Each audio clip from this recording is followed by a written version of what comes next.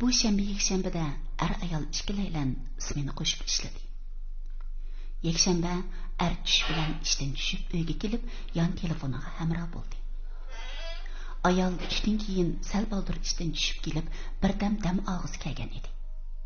Ammo to'shik beshidagi qalaymaqanchilik bilan yuyuqsiz turgan qozon qo'mishni ko'rib, o'zini tushuntirolmagdek bir ochiq bo'g'izni bo'g'di ham qattiq hasatlandi.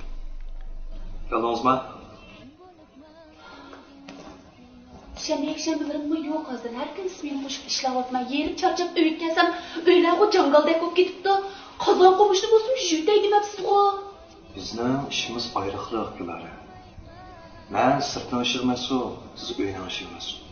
Nima bir kun ishlab charchadim, nima bayam keldim uyga. İdarada başlarımdan, xizmatdaşlarımdan pildashdan ishlab aram kelib uyga.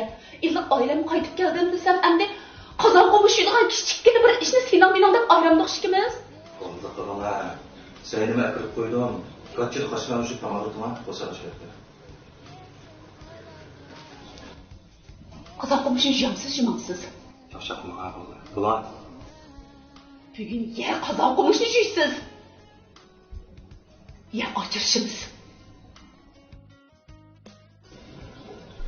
Kichikgina ish sababidan asali eg'izdan chiqqan ajrish so'zi erga eg'ir keldi. Ammo ayol mush topda kontrolligini to'liq yo'qotgan edi.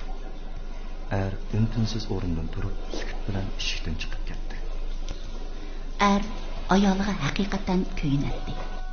Ammo ayol zodi nemishqa kayfiyatini ozroq kontrol qilmaydi. Bilishimiz kerakki, ba'zi so'zlar eg'izdan chiqib ketishi bilanla yurakka sanjilib, hissiyotni parchalab etishi mumkin. Ishni yopgan paytda ayol o'diqishga boshladi. Mushu topda ayol o'zining naqadar bema'ni jidal qilganligini his qilib ketdi. Bema'niligi shu darajaga yetdiki, qochish masalasini uy tutish, ajrish masalasiga taqib olgan edi.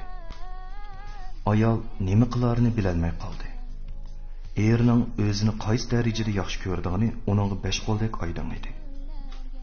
Erining bu oila uchun qanchalik jafo tortayotganligini aniq bilib turib, yana nimishki ko'ngliga azor berdi.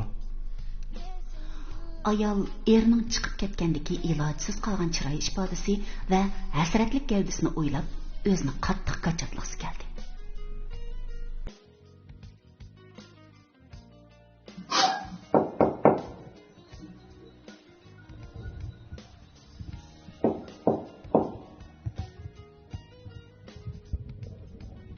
Tuyuqsiz kulimsirgan illiq chiroy ayolning ko'z oldida namoyon bo'ldi.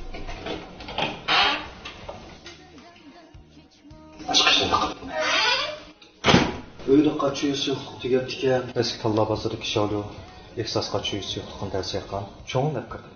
Men qachilan joy anamga tamarruz berganda.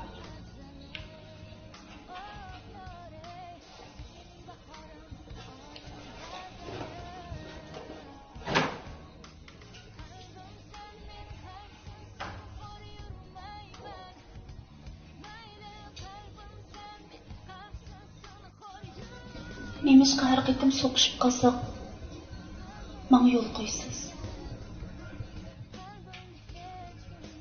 Jidal mojarosi turmush bo'lmaydi ukalari. Agar siz mush uyning bo'solsidan chiqib ketsangiz, hech kimsa yo'l qo'ymaydi, ham yo'l qo'yishni xohlaydi. Ayollar turmushda jidal mojaro degan bo'lib turdi. Shu vaqtning o'zida birimiz bo'lsin bosh yigib yo'l qo'yishimiz kerak. Men sizga shu bosh yigib yo'l qo'ydigan odam bo'lishga menga roziman. Qo'saq mashqanda nima qachilan yurtay aniki bil tamoq etib berdi. Ma'qulmi? Shu top butun dunyo jimjit ham muloyimlikqa cho'mdi. Ehsos deydiki, amaliyot rayimsiz, ammo muhabbat sizning illiq makoningiz. 快手，看见每一种生活。